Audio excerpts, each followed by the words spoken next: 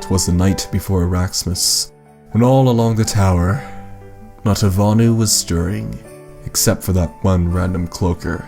The control console was held by the NC with care, in hopes that reinforcements would soon be there.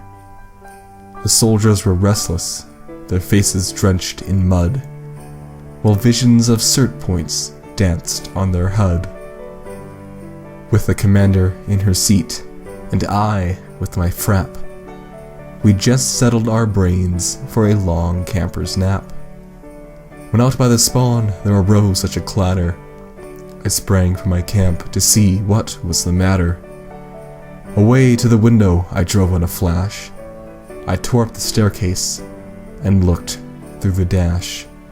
The moon on the breast of the Esamir snow gave a lustre of Indar to the objects below, when what to my wandering eyes did appear but a glorious sky whale and 8 devs in high gear. With a creative director as lively as a bee, I knew in a moment he must be St. Higby. More rapid than a mag rider, his co-workers they came, and he whistled and shouted and called them by name. Now D Carey, now Radar X, now Clanderson, now Otnil, on Muldon, on Xander, on Kevmo and Pterodactyl. To the test server and subreddit, to the whiteboards on the wall, now code away, code away, code away all.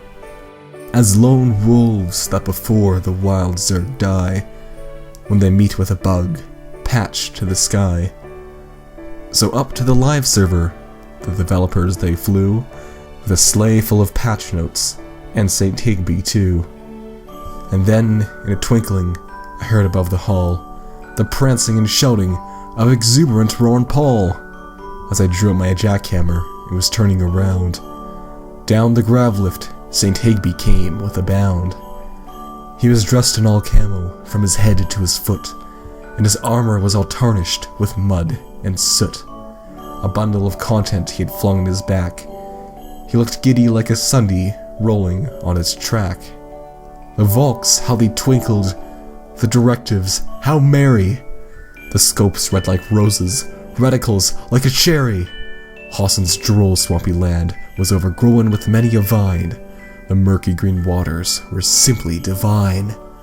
The contlocking stopped the grinding of teeth, and the nanites replaced the resources, while looking like a wreath. They brought elite weapons with grenades underbelly that shook when they shot, like a bowl full of jelly. Amorish was revamped all hilly and bright, and now I saw infiltrators under my dark flashlight. A nerf of the PPA and a buff to the carves led soon let the factions know there was nothing to dread.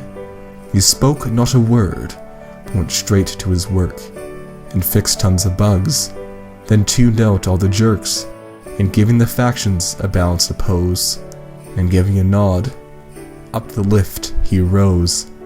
He sprang to his sky whale, to his team gave a whistle, and away they flew like a phoenix missile.